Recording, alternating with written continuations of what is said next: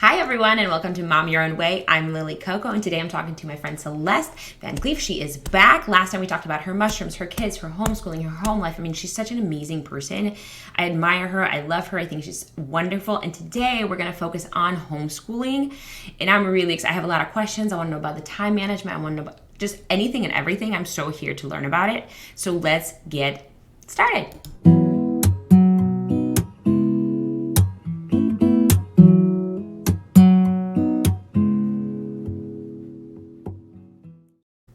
Hello, Celeste. Hello. My beautiful fuzzy friend with a beautiful cup and a beautiful shirt.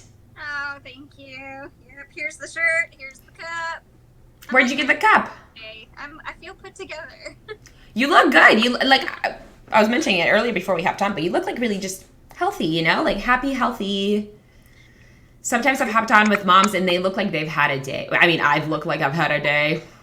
Well, if you catch me any other random time of the day, like, don't stop by. I hate when it happens. I never look put together when people just drop by. It's like the worst. I don't know why I have this also negative thing. Like, even with my mom, she'll just stop by and I'm like, the baby's just about to go to sleep, so now this is going to extend it. Or like, we were just about to eat, so now the food's going to have to like keep cold for a little. Like, it's just, or I was, I have like my day planned out. And so when these unexpected things happen, I need to have a better attitude about it, but I just don't. I just want to put a sign like, don't show up uninvited. But that's so rude, especially to like my parents, but ugh. Yeah, I need to work on that too, for sure. For sure. Need to be nicer. Well, let's get talking. I want to know anything and everything literally about homeschooling. I want to know how you got started into it, and then unload all your info on me. I'm here to listen. I'm like legitimately I've started scratching the surface because it can look a little intimidating, but I'm finding more and more like cool things about it, more and more benefits. I'm not a fan of putting my daughter into school. There's a whole bunch of different things and different reasons. We can go over those. But yeah, I need to know the homeschooling stuff. And you've been doing it, so you're like the expert. You're the expert I turn to. You are. Well, okay. So before anybody wants to think that I'm an expert, I'm just here to say, and this might bring a lot of comfort to a lot of people, but I am learning as I go. And I think that most homeschool moms will tell you they're learning as they go. Even 12 years in, they're learning as they go. And so my biggest thing was, jumping in, just getting started. I feel like a lot of people will think about it. A lot of people will be set on it even and have their mind up that that's what they're going to do. But it's the jumping in, the scariest part. That's the intimidating part. Yeah, because I'm just nervous about it. I'm nervous about it. So it's really, what I do have to say is, at least for me, my daughter never did public school. So It was just something that I had already made up my mind by the time she was of school age. So we just have kind of been easing our way into it. That to say, I've been doing it a couple years now, but honestly, until they're the age of 8 years old in Washington State, you don't have to do anything. And it's actually encouraged that you don't. Children naturally will learn through play and through exploration and just different things that you're doing in life. Naturally, they're going to be learning as you go.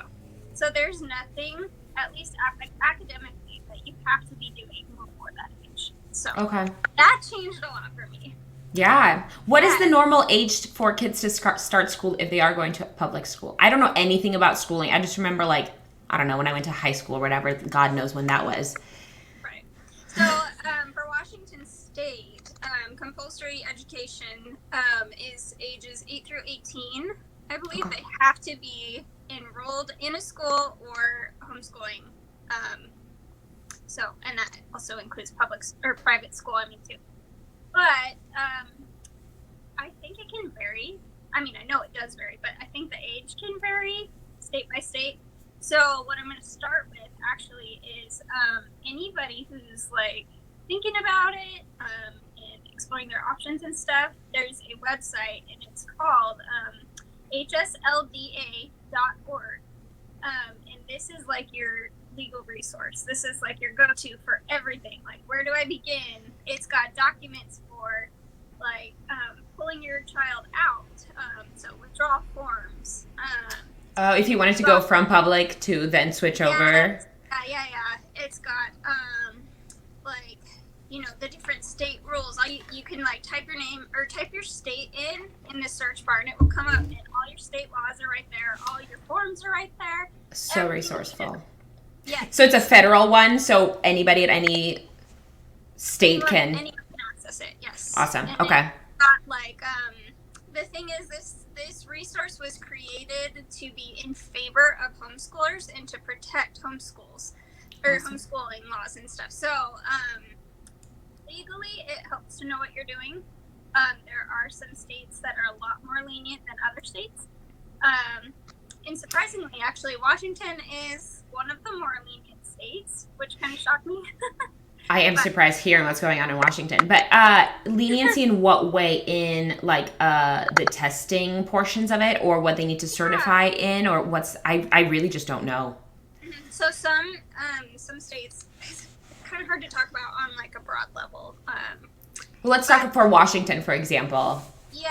So I guess okay. So I'll start with, in order to be qualified to homeschool, you have to have like a certain level of schooling yourself, so like college degree to some sort, and then if not, you can also take this test. It's like a one-time test, and they have the link for it right on this website, and you take this test and it just goes through everything, all you need to know basically.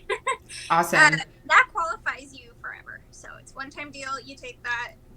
I encourage people to take it anyway, even if you're not, because then it just covers like your basis of like, what do I need to know to be in line with my state kind of thing. Yeah. Some states could not care less if you follow any of it or not. Like, they're not going to check on you. And then some are like super on it about recording. Like, are you keeping track of attendance every day? Are you sending in like their work and tests and this and that? So sorry, how do they keep track of that? Is that something you would like input into a system, kind of like your own attendance, like checking in? Okay. There's a lot of ways to do it. It's so broad, it's so big. But like everywhere, every state has different system, and different curriculums have different systems that you can utilize too. Oh my gosh, curriculum is such a big topic. Like, we're not ready to go there yet. Okay, because I have questions about it. Like, how do you know what to teach at what time? Because I'm sure they go over what your kid needs to know by a certain age. So how do you, because the one thing that really scares me is that like, well, I didn't go to school to be a teacher, so will I know what to teach? Will I remember any of that stuff? Yes. So all of that too, you can find on this website. It will help you so much to like know. I know it's so hard because you don't want to like compare your homeschool kid to like a public school kid. Yeah. Just because of what you're learning kind of varies. It's not like they're incomparable. It's like apples to oranges. Okay, that's good to know. At the same time, it does show like what is required of them to learn by this age, by this. Here's another question: do they tell you which books they have to read or textbooks they have? Okay. No. Okay, That's all for you. So, yeah, I guess. Oh gosh, I don't even know where to begin with. Like, again, what I would have to say is, if anyone's thinking or considering homeschooling that's never done it before, never looked into it, honestly, curriculum is one of the very, very last things that you can do. It's almost, I would say, the least important aspect. Least important. Okay. I'd say the most important aspect is knowing why you want to do it and how you're going to do it. Would you want to talk about that? Because I think I've turned to homeschooling because of like, honestly, kind of political reasons of schooling and what's going on and what the teachers are being kind of forced to teach. And I don't necessarily agree with all this stuff. So that's kind of my reasoning for wanting to homeschool my kids. But I would love to just talk about it for those who don't even know why would somebody choose one or the other and kind of maybe the benefits of it. And then another later, I do want to talk about something that is a concern a little bit in my mind is I don't want her to feel like I'm not letting her be up. You know, like right now, she really likes the school bus song. And so when she sees the school bus outside her window, she's so stoked. And I don't want it to be like, well, mommy, why can't I go and join with the other kids? I don't know how to handle that conversation even. And I want to just be honest with her and I'm going to tell her everything. But I want to be prepared. I want to know my stuff. And then for others who are listening who, you know, who don't know how to face that situation, how did you go about it? But let's start with, it's such a big topic and I want to talk about all of it. But let's talk, I guess let's start with the reasons, because you said that's the most important, is knowing what are your reasons for doing it. Mm-hmm, mm-hmm. And yes, you're gonna want to know why, because you're gonna question sometimes every single day, why are we doing this? It's hard. So I guess for me, actually, it surprised me a lot. I swore up and down I would never homeschool before I became a mom. And then, interesting. I don't know. I still don't know what was bestowed upon me to even go there, even explore the idea. But what I have found, honestly, is that, gosh, I just feel like I couldn't go back at this point. It is a whole world. It is amazing. I feel like from the mom, the teaching side of it, you get to learn all over again right alongside your child. And it is so amazing and so rewarding to be able to like foster that relationship with them and that love of learning. Yeah. And rediscover everything. Sometimes you're relearning things that you forgot about. Sometimes it's really exciting to teach them things that you know about.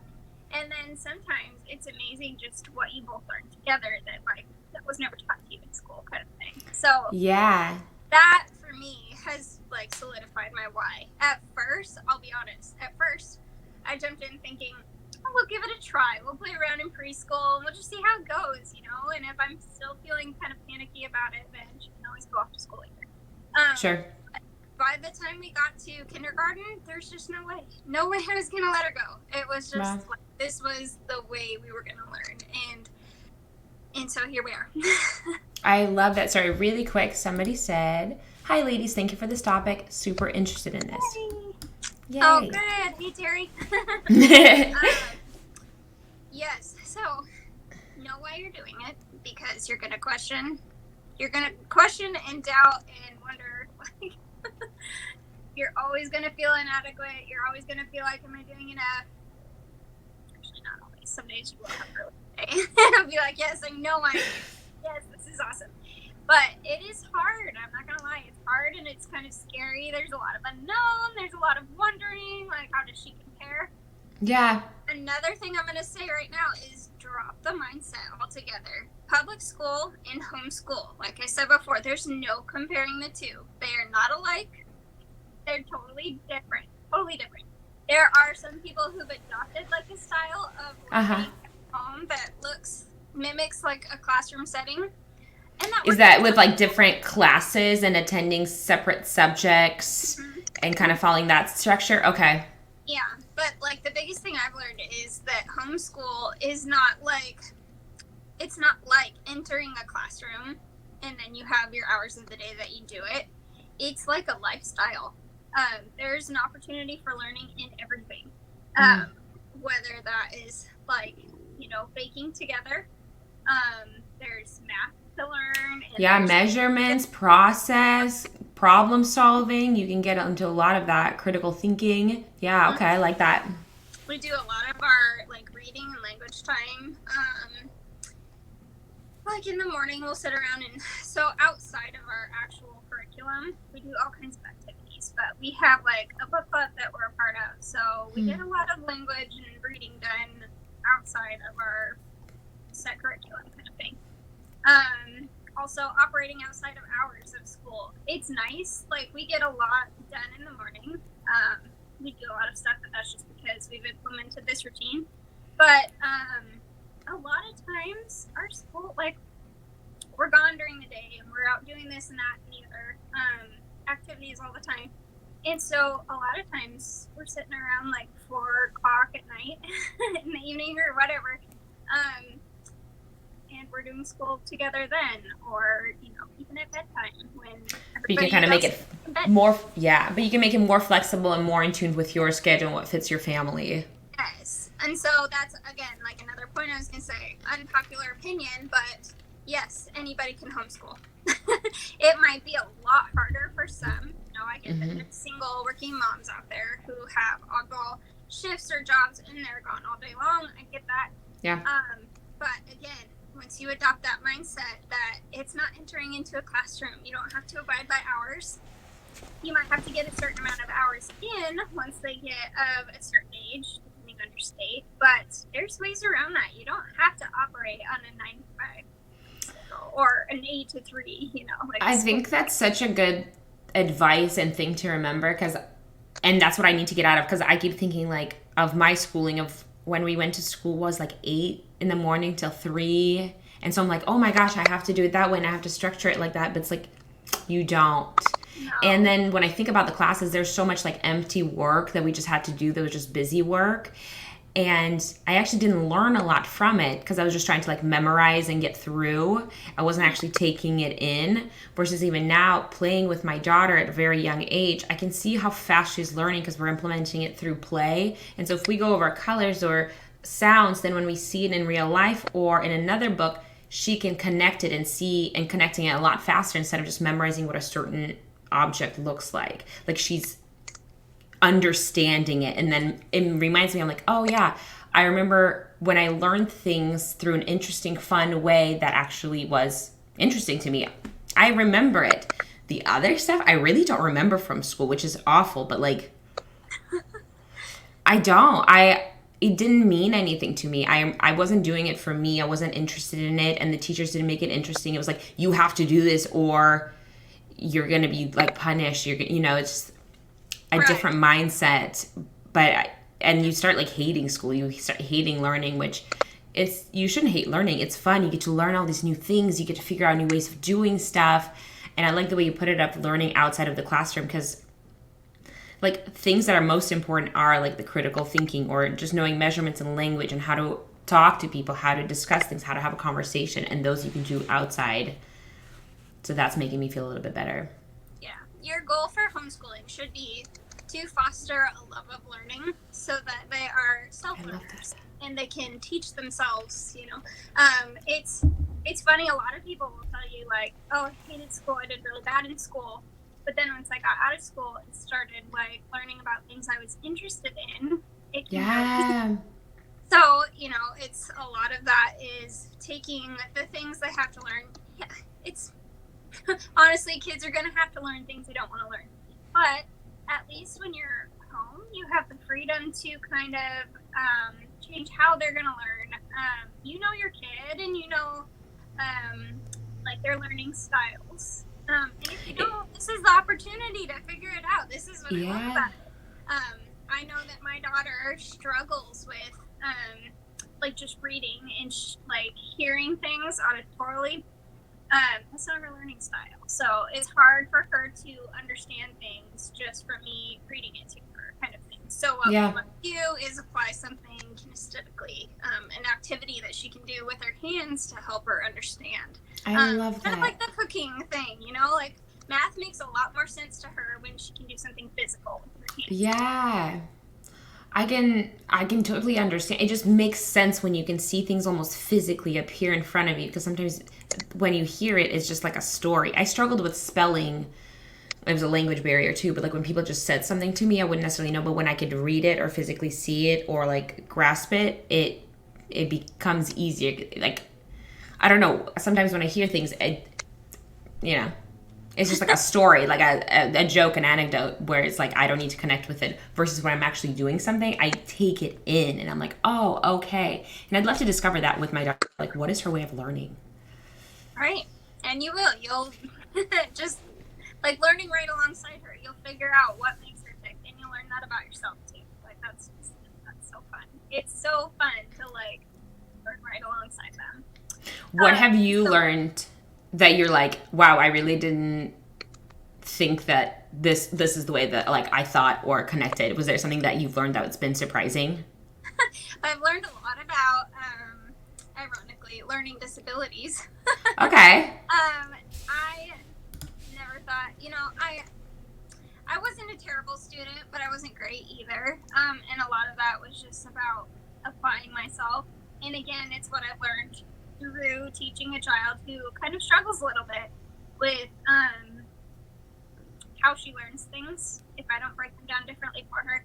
And upon learning that, I've discovered, oh my gosh, I know exactly where she gets that from now. And so I've learned a lot of stuff about that, and I've learned how to make learning more fun, the learning environment more fun. I've learned, the biggest thing I've learned, honestly, is about not expecting them to get somewhere by a certain age or a certain level, but to let it come to them naturally. And honestly, one of the biggest things you can do for your children is just give them a childhood before you're trying to like drop books on them or do any of this, trying to teach them how to read. Let it go. Let them play, and let them play uninterruptedly. Let them play without directing their play. And let them get dirty and experience things outside. Get them out in activities and stuff, and let them see the world and feel the world before you want to teach them, how to write and do math. The things that are going to matter less.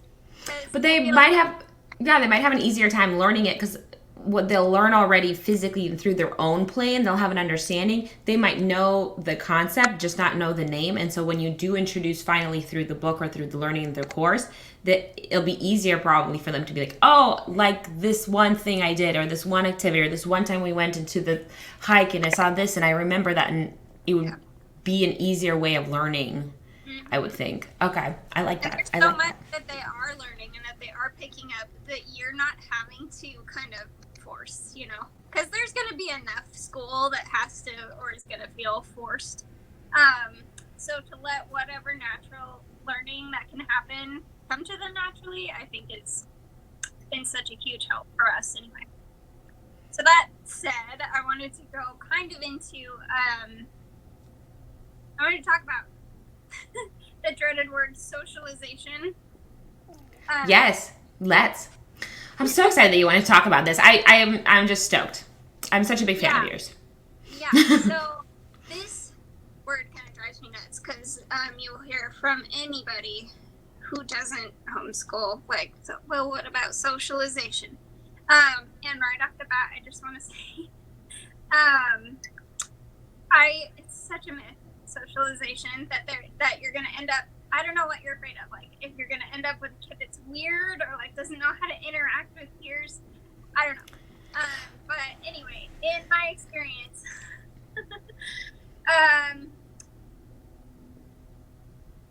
unless you're isolating your child from, like, everything, hiding them in a dark room alone by themselves all the day and not talking to them, they're not going to grow up to be unsocialized.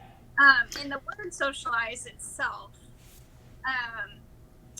is interesting to me, that people think that if they're not sitting down at a desk in a classroom with a bunch of kids their own age, that they're not going to learn how to interact with other people. That doesn't make sense to me. And with homeschooling, a lot of times you are involved in a bunch of other activities, but before you feel like you have to, justify how your kid is interacting and getting out and seeing people, just knowing that, like, you are raising them to be socialized when you speak to them and you teach them how to use their words, when you bring them to the grocery store and they see how you interact with a stranger, how to use manners, just all kinds of things, and like how to get through basic life. All of that is learned at home anyway. That is the job of a parent. So I just think the influence that they'll get, and this isn't to bash public school, but it's not like they're learning these skills from a bunch of kids their own age, In fact, there may even be some negative influence in that area.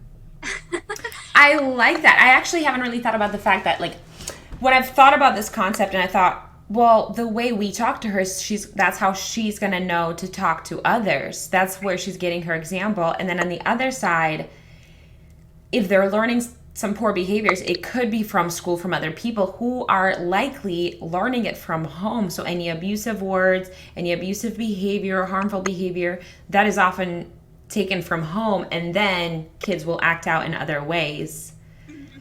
And so I've struggled with that idea. It's like, well, your kid's not going to know how to socialize. I'm like, she knows how to talk, and she knows how to, like, interact with people. Like you said, I'm not keeping her in a dark room and not teaching her any words. She's not like an animal and a savage who doesn't know how to do stuff.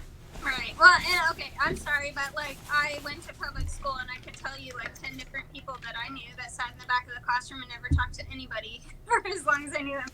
Yeah. You're going to get that anyway. So, yeah. To me, the socialization part is so unimportant, and that seems to be, like, one of the biggest things that, like, the mindset shifts that, like, parents of public school kids can't seem to get away from. That being said, I do think it's good to get your kids out and into activities with other people, but I don't know. But it doesn't have to be in a school setting. Yeah. Yeah, not a school setting. Doesn't have to be their own age. Mixing kids with lots of different ages is one of the most beneficial things that they can do, because then they do learn how to, like, interact with a kid who's younger than them, or talk to an elderly person. You know, these are good skills to have. Yeah. Instead of actually just having their peers. You know how in school there's this, like, you know, like the freshmen kind of hang only with the freshmen and the seniors with the seniors. And then you kind of start mingling. You're like, oh my gosh, you're dating. Look, whatever. But, like, it is actually more segregated in a school because it becomes like a clique or an activity-based thing.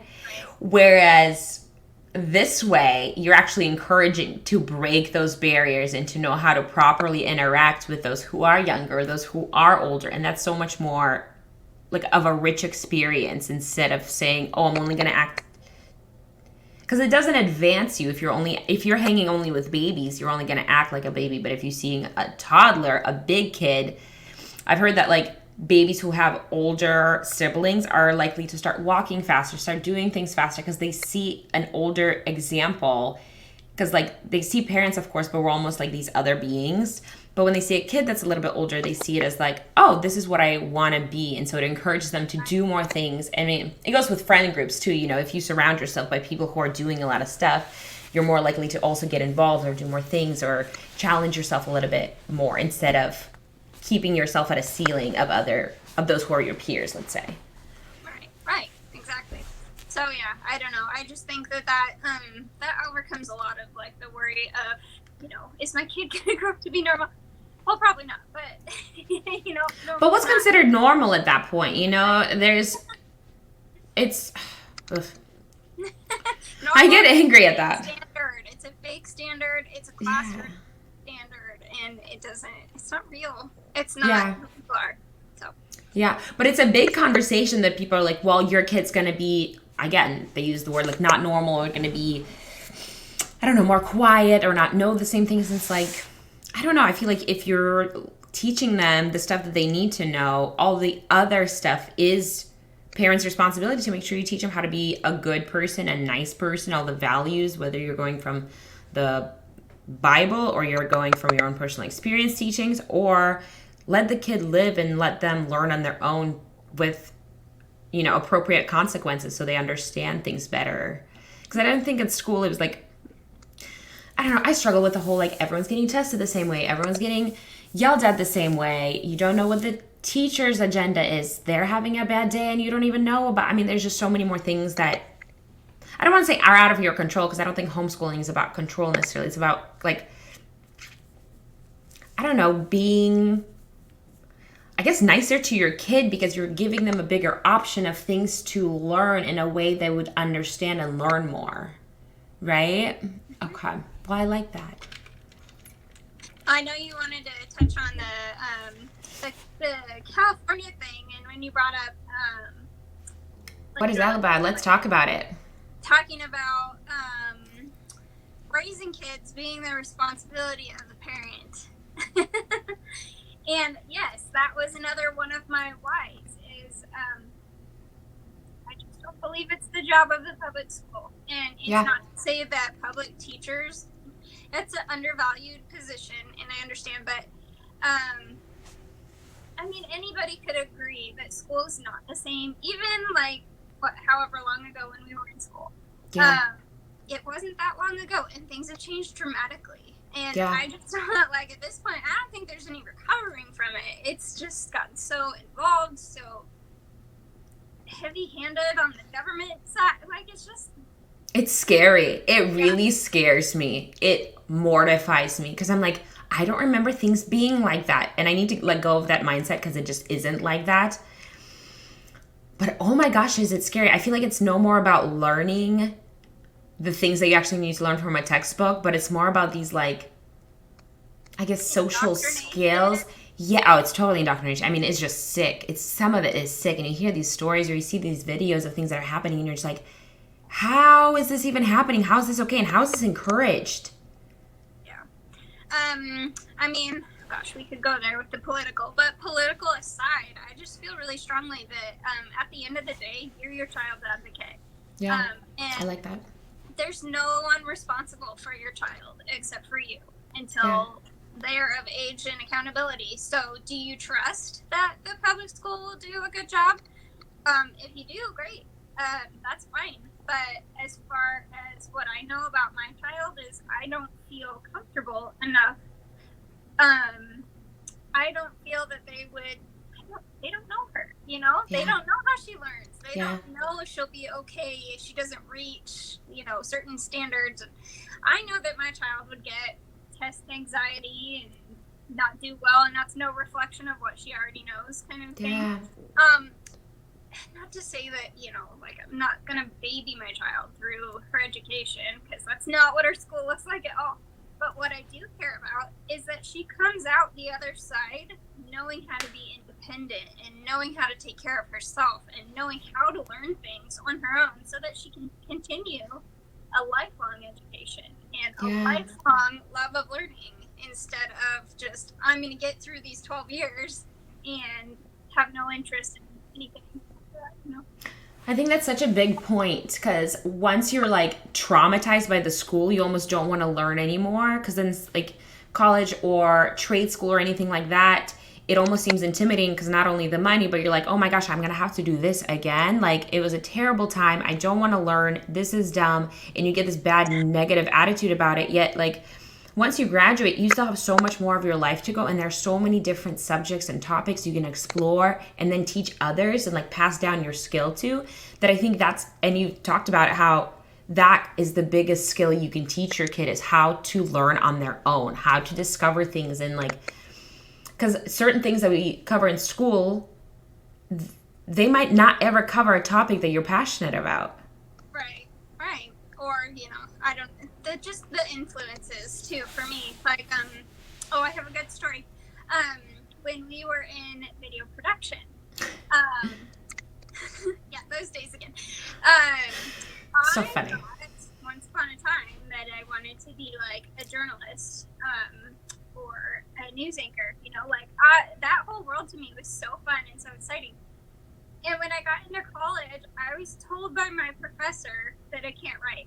He failed every paper I submitted, every single paper, and I didn't know what was wrong with me, so I gave it up. You're such a good writer. Thanks.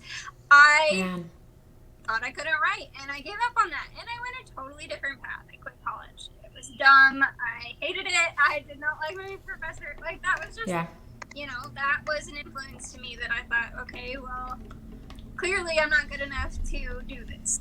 And I didn't even know what good would come out of it. So I went a different route. Turns out I love writing. And who cares if I'm good at it or not? I still love to do it, and I have a use for it now. So, that's the thing that bothers me, is that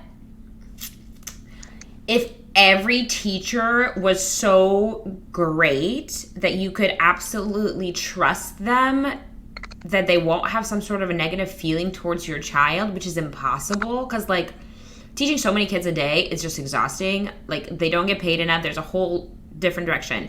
But there is oftentimes some sort of a personal, because everyone has a different opinion. So when your teacher had a personal opinion about your writing, because you see them as the expert in the field and they will pass or fail you, you will listen to them, and that can shut down your entire, I mean, thank goodness you've trusted yourself and rediscovered it, but there are others who have probably been shut down so many times before and don't pursue it. I was in choir back in Russia, but my teacher told me I was a terrible singer and to be quiet, and they told me they just put me up there to look pretty in the middle, and it haunts me till this day, and I will not sing. My husband's an amazing singer, and he will always tell me, he's like, no, you can sing, like you actually can, but because of this now embedded thing in my head, I won't do it, and I get self-conscious about it, but one of the dreams I've always had is like to be able to sing and do it. I think it's one of the coolest things.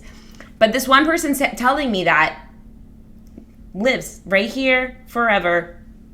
They don't even remember me, I promise. But in my head, it lives. And I never want anyone telling my kid she can't do something. Heck yeah, she can. If she can't do it right now, that's a different story. But let's spend some time and discover it and talk about it and figure it out. And maybe at the end we learn that no, we can't do it, heck. But that shouldn't be the first lens that you look through something. Yeah, and that's what I was going to say too. At the end of the day, we're all human. Nobody can do it perfectly. No teacher can do it perfectly. You're not going to do it perfectly. Oh my gosh, you'll make mistakes. That's good to remember. There's no way to navigate homeschool without the trial and effort, kind of. That's the way you figure it out. There's no way around that. You're just going to have to feel out some things and change some things. You're going to make a lot of mistakes. But at the end of the day, you want the goal to be about connection and relationships, and that so that when they hear that outside voice that says, you're dumb, you don't know what you're talking about, you'll never be able to do this, that they'll know that I know how to learn and I can figure this out for myself, and if I can't, I'll be okay with that because I tried to get everything. So I love that. I think that's such an important skill to learn that isn't taught in school but should be parents' job, is to make sure to instill and embed in your kids that like you're saying, you can learn. And if these comments do come at you, how do you stand strong in it instead of just believing it willy-nilly, which we often do. Even now when you read something in a news article, immediately you're like, oh, that must be the truth. I think school does that to us. You just read something and you assume that that's what it is, and then you want to fight people about it almost. Well, that's what it said. And it's who wrote that? Do you know who wrote that? A cat wrote that when they're bored on the keyboard. It has no meaning or standard, but we attach so much truth to it because that's what we got used to in school, because we got tested for it. So we just take those things as the truth instead of actually trusting our gut, our heart, our mind to do more research or know that we know what's right. Right. It's odd. So I would say that's another difference. And again, it doesn't reflect, I have teacher friends, so I feel like I discrepancy here, but there is not school. It's so hard. I try not to have negative feelings about public school because I know that, I had what I thought was a really good public school experience, but I didn't come out the learner that I could have been, and I didn't know that until I started homeschool. Yeah. And this is a whole new world. Well, thinking back about some of our friends back in high school, there's a few people that were getting really bad grades, but I knew for a fact were really smart people. They just weren't being asked, I guess, what they wanted to learn about. They didn't have the subject that was specifically, because everyone has a different skill or a different thing that they're passionate about, they would love to learn, and some of those things aren't offered in public school. I mean, we get electives, but they're I don't know. Yeah. Right. But I know some really smart people, but they were considered dumb or failing or, which then you have to do detention or do more extra work, and then all that time they could be spent learning and putting towards a skill or a passion is wasted. And then when your teachers are telling you, oh, you're dumb, you didn't pass, you didn't, constantly being told that you're not doing something right, that weighs heavy on you. And why wouldn't you just want to give up and start skipping and start, because of the response you're getting, you would want to just quit and be well, what's the point? If everyone's saying that I'm dumb, I'm not doing this, I'm not doing it, you would just want to quit and then not pursue certain things. And then down the line, if you wanted to go into college or whatever, like, college is a whole separate thing. Because that's things I didn't know before, you know. It's weird because this whole thing happens, like, you go to school. I always thought you had to go to school and you had to go to college because that was just kind of what was sold to me. And then you get out of it, you find out certain things, and things start crumbling down, and you're like, what is the point of all of this? What is everybody up to? Like, you're just taking kids to school to kind of keep busy, and then there's this whole, like, separation of family that I really struggle with, that I didn't know about. And then you kind of find out where, I don't know, it's a bigger conversation of this whole, like, bigger system. It's a big conversation. I would say, actually, for me personally, college is one of those things that, again, I have some probably unpopular opinions, and it may change. I don't really know. College is tricky for me. I didn't like it. I didn't finish it.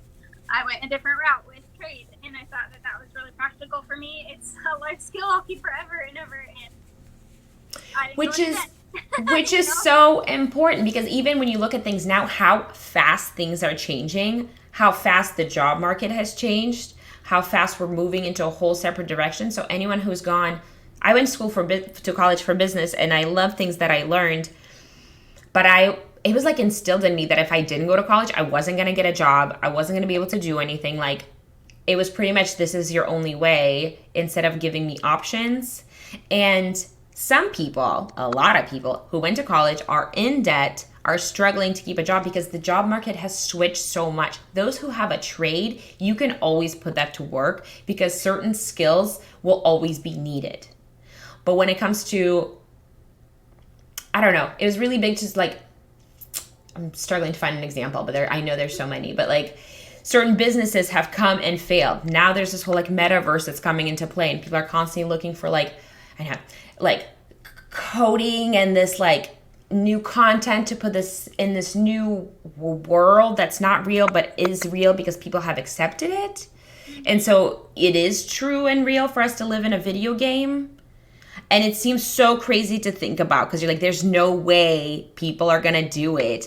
In another conversation, what the heck are NFTs? Are you familiar with this whole thing? An NFT. So it's a new currency of art. And if you buy an NFT, people are buying it for millions of dollars. Somehow they're encoding money into this picture. And if you buy the picture, you can use it in metaverse. It's like e-money laundering. It's the craziest thing. You got to look at NFTs. But but people have now believed it. And so now it's like the next step of cryptocurrency, which before was like, that's not real money. But then you look at, like, real money, you're like, that's not real money either. So if you get enough people believing it, it works. So now crypto worked, and now it's like you buy these pictures and they're worth money, and you can resell them for now millions of dollars of a picture of a duck. And because you have it, you can have it in your metaverse world where people can come and hang in a digital space. It's so hard to, like, discuss and wrap your mind around, but it's a video game. We're living in a video game, but it's real because people are now getting paid for it, getting money for it. People are getting hired for it. When I started with, like, social media, it was so cringy, and it still is, but, like, the word influencer is just kind of icky, but now people are social media managers and are making hundreds of thousands of dollars, right? That was never a talk. There was never a job before. And then that might go away because now there's different things. And then, unfortunately, you know, like, for the world economically, there's a huge recession going on. So what are we going to do about it? If you have a trade job, you can still use your skill because people are going to be needing them. But if there's no need for grocery stores because nobody can get there and the truckers didn't deliver, it's a whole, again, separate, bigger conversation. But I struggle with this push of, like, you have to do this, you have to do that because that's the only way you're going to get a job, which isn't necessarily true. And the market's always changing. So I guess that would be another, like file that under my list of whys. Is I don't want to raise kids who are subject to whatever this slimy culture tells them they have to do. I want to raise kids who are independent, who can survive like a world crash like we're about to have. You know, I want kids who can know how to do practical things for themselves, like grow food, milk a cow, cut hair, you know, something that they know how to do practically that would be an asset to them later, a skill that they could trade with somebody else to help them function apart from the metaverse. I can't. But it's true because if like, so they were doing this whole like, I think trying to get rid of money, you know, coins really fast kind of went away, and now it's into this whole with the e-commerce and the crypto and the money being really digital. Plus, I just found out that 80% of all American dollars were printed in the last 3 years. Surprise! Like, it's literally monopoly money now. Like, we just... Do we have time for the Federal Reserve, or is that another day? Oh, yeah, we should really do a separate... When I found out the truth about money, that it's in Federal Reserve and banking, and you're just like, it's literally monopoly money. We're all just pretending...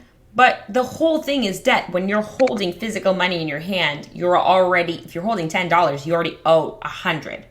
Like, and you can't just print money out of nowhere. Everyone's like, yay, we're getting money. I'm like, who's giving you what money? From where are you just getting mad? Since when? You know, the joke was always like, money doesn't grow on trees, and then now randomly it does, and everyone's game for it. And I'm like, yeah.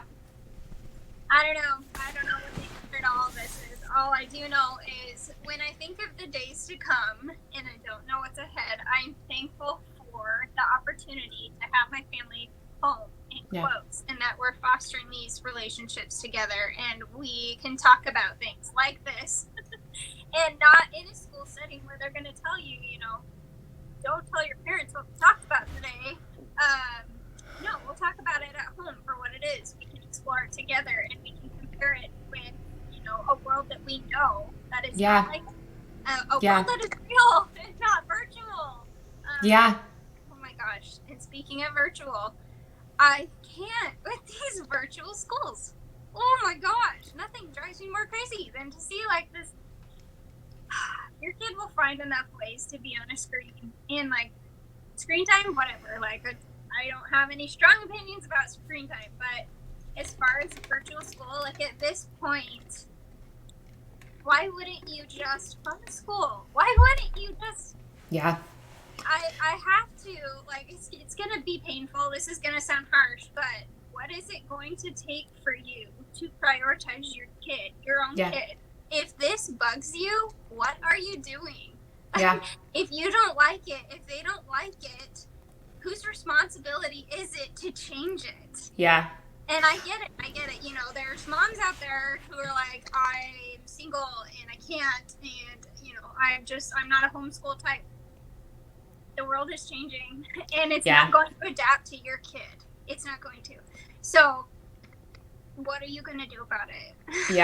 I think this is another point towards the whole, like, oh, isn't your kid not going to be socialized? Like, well, how was socialized is your kid sitting in front of a computer? It's fake. Oh, it just breaks my heart. I hate seeing this awful transition. And, you know, I get it. We're doing the best we can, but are we? Maybe that's what they're using this whole screen school to get kids comfortable in working on the computers for the metaverse. And I've honestly thought about it. I mean, people think I'm crazy enough. I don't know. I read something the other day. What is the difference between conspiracy and truth? About 6 to 12 months. So I like that. I'm crazy, but I have a lot of people who are starting to, you know, come around and understand, be a little nicer. I struggled with the word because, well, let's start a little back. So when I was in Hollywood and LA, because everything is so in your face, you just kind of go with everything that they're saying, and you're like, oh my gosh, this makes sense, because it's just like spewed in your face, and you're like, I will also believe this, and we're all doing this. That's what everybody else is saying. And then you get out of it, and you hear some things, and you're like, that's a little crazy, and then you hear the word conspiracy, and you're like, oh, that must be fake, that must be false, that must be crazy.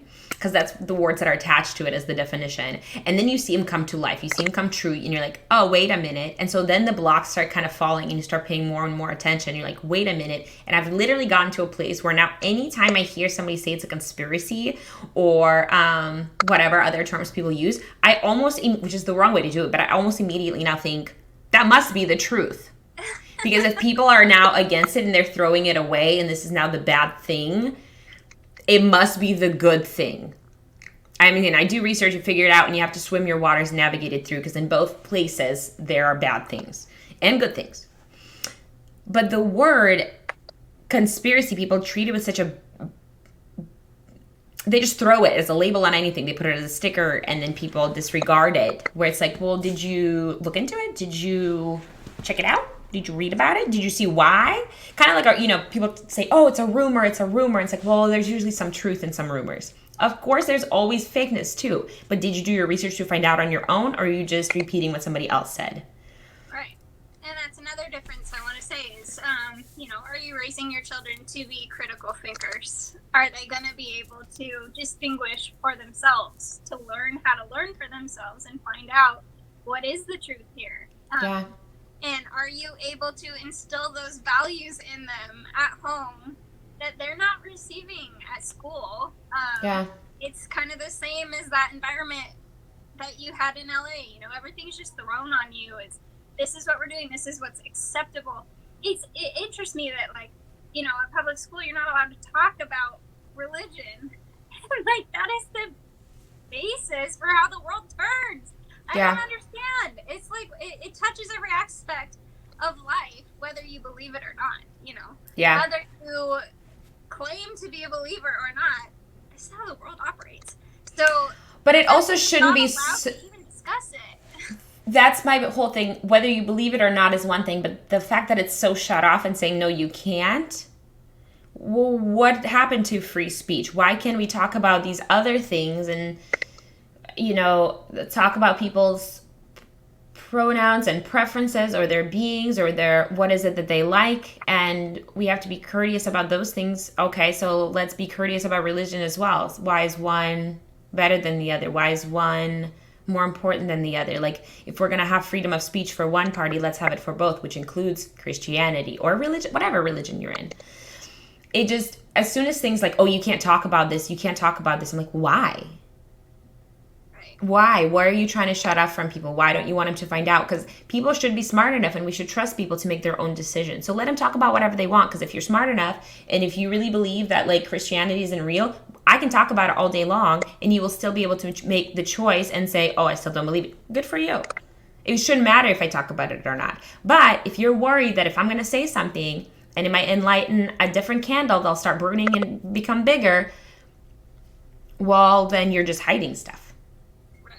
Right, and that's what you're going to get at a public school. That is just what you're going to get. And if your home life is secure enough that you feel okay about it and you want to send your kid off anyway, that's great. But then I also think, why? Why would you? If your home life is so good, why do you want to send your kid off to that? That breaks my heart.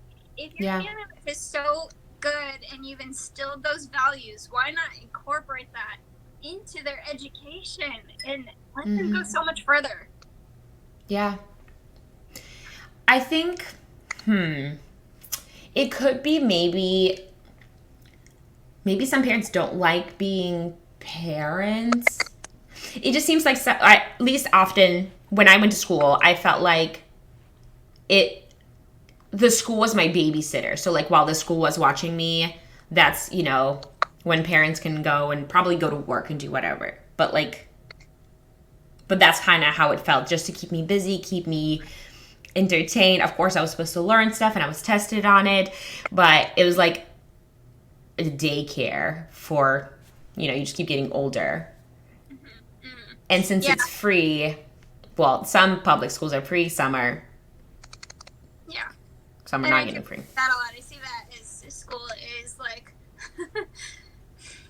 their time away from their child, or their opportunity to go back to work and do something for themselves. But I also wonder too, and again, I hate being out there with all my offensive opinions, but why have a child Yeah. I don't like to be with them. I don't get it. Well, let's quickly talk about, so sometimes it's unplanned children, and I would rather somebody give life to an unplanned child and not feel bad about having to return to work or having to do things, because that does happen, versus the other option of having an abortion. So if you're between of like, oh, I'm still doing stuff or my job or whatever, I would absolutely prefer you have the child, give them the life that they have, and allow the public school to babysit them if you aren't able to take care of them. That is the better option, 100%.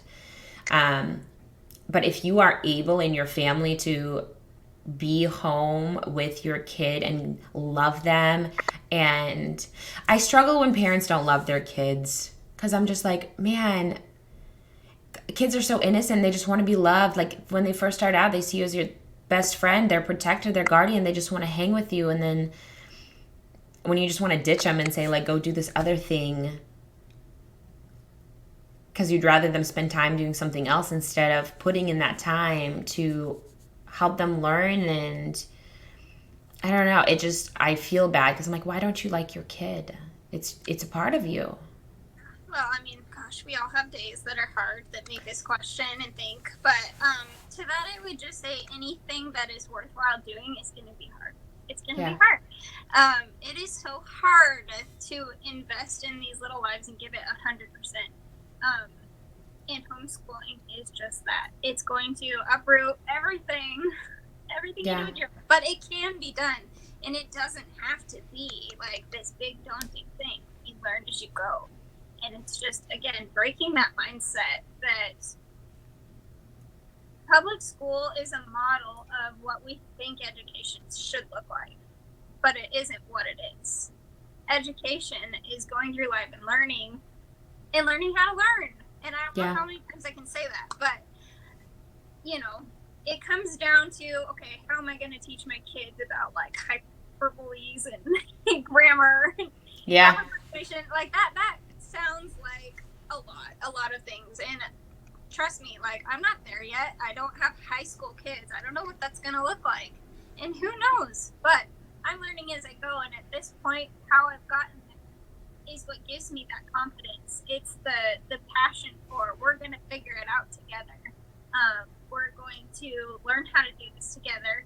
And my kid is never going to fail a test because there's not going to be an opportunity to fail a test. They will never get the wrong answer because we're going to do it together, kind of thing. And so that's the picture I have of education. That's what I want it to look like. And again, there will be the hard days. There will be the days where there have been days where I'm like, there's no school today because mommy can't handle it. Mommy just needs a minute. I need a break. And that happens. But every single day has been a new discovery and a new reward. And every day that we have put in the work and the hard work, it's paying off. It amazes me what she's learned. And not that I want to take any credit for that. It's not that. It's not about that. But when I think about, you know, all the times from when my first was born, and I thought, how are they going to learn to sit up? How are they going to learn how to walk? How am I ever going to learn, like, how am I ever going to teach them how to potty train? Yeah. And they just do it. It's like, it's amazing to see how they'll just do it, and you get to do it along right there with them. Yeah. I was also thinking, like, kind of the expectation. So if we have an expectation that, oh, well, our kids should learn that. Well, if they should know certain subject, you should also know it. And if you don't know it, it's a great time for you to learn through homeschool, because technically anything they learn, you should already know as well. And if you don't, this is a great time for you to do it. Because if we're expecting them to know these things, we should be able to recite it to them and teach it. If it's so easy, if it's so this, like, then you should be able to do it at home as well and be able to teach them. Like, and if you can't, it's not fair to have those expectations for them to know the different parts of algebra or whatever. And so you get to learn with them and then say, oh, okay, I understand it. I can teach you. I can understand why you're not getting it. I can, you know, be there along for the ride and help them through the learning opportunities, instead of just saying, well, you should have learned that in school, or somebody else should have taught you. Like, it's not anyone else's responsibility. Your kid is your kid, and you should give him the love and the affection, the attention of making sure that if you expect them to learn certain things, you should be able to teach it to them. And if you don't know them, this is a great time to do it, because let's learn together. Right, that's exactly it. And that timeline and that standard, they're just fake. They're made up. They're not real. You don't need that. You know, there are very basic and very few things that a kid should know by a certain level. But with homeschooling, you have that freedom to go through it at their pace, and so that you're absolutely sure they understand. Whereas in public school, you don't even know if your kid is slipping through. You don't know. I mean, there's so much cheating too in public school, where everyone's constantly, I think that's what people learn the most, is different ways of cheat through a test, because they just needed to get it done, and that's it. But they didn't actually learn. It's more like, oh, but I learned how to cheat, or how to like smart my way around these, I don't know, expectations. Yeah, but and it's not that I don't think that tests aren't important. I think they're really wonderful tools that show me, you know, like, what is it that my children need more time learning. But I'm not here to make good test takers out of my kids, you know, like, yeah. I don't care about that at all. I don't care if my child never passed a test in her whole life. Does she understand what the material is? Does she Unless they're in metaverse and they're the professional test takers, and so now you're robbing them of this potential other job, Celeste, of being professional test takers for the metaverse. I don't know how it's all going to work out. Find us on a 20-acre farm somewhere, isolated from the rest of the world, and we'll be functioning just fine, unsocialized. Well, that's the other thing, is that we have all this faith in the internet and technology, and what if it changes? Like, the internet came about, but it can also fall. We have all these... It can all be taken, and it will. It will. Yeah, and that's what's scary, is then, like, you have to have a physical knowledge of things, of how to be able to provide for yourself at the very end of the day. And it starts with knowing how to grow your own food and taking care of yourself, doing like everyday things, or having a trade. It just, you got to know how to do these things. When it's just pushed on you to follow the trend of where things are going, although you should understand and know it, you can't put your whole faith in that, because that's controlled by somebody else. That's that they can just say, hey, no more. I don't know. If you work for Facebook, they can say no more Facebook. Technically, they did. They said now we're the metaverse. So that's a whole separate thing. Or if you say something they don't like about, you'll be fired, completely blacklisted. You won't be able to access your wallet. You won't be able to access your bank accounts. You won't be able, like, there are scary things, especially with cars. Now they have control of your car. At any point, they can stop your car, I don't know, blow up your car, whatever they're doing. I don't know. But it's scary, because it seems like, oh, well, we're in control of our lives, yet we're actually giving that control to somebody else, saying, oh, you'll be in charge of my money, where my food comes from, where everything comes from. Mm-hmm. Right. Well, I know, it's a separate, different thing. About this world that we're in. But even, I mean, okay, so even among trades, when I went to cosmetology school, when I was in hair school, it was really interesting, because they taught us, when we're first learning, you're going to give terrible haircuts. It's just, you got to learn, you know. Yeah. And it comes with practice. Not everybody is just naturally good at something. Yeah. And they told us, even within a trade, that it is about 20% important on your technique and your skill and your talent. That's about 20% important. 80% important is, how are your people skills? And so that was huge for me to know. Like, I could totally botch somebody's head. Mm-hmm. And if I knew how to interact with them appropriately and genuinely and sincerely and nicely, most of the time it'll be okay. It'll all turn out okay. Accidents happen, but, you know, how are your children equipped to handle other people who are not like them, and who don't like them? And a lot of that, I feel like, is the parents' job to teach them. And part of just doing life together is that those people skills, and think of all the issues going on in the world and how they could be handled with better people skills. Yeah. Better communication, better like empathy and understanding for others.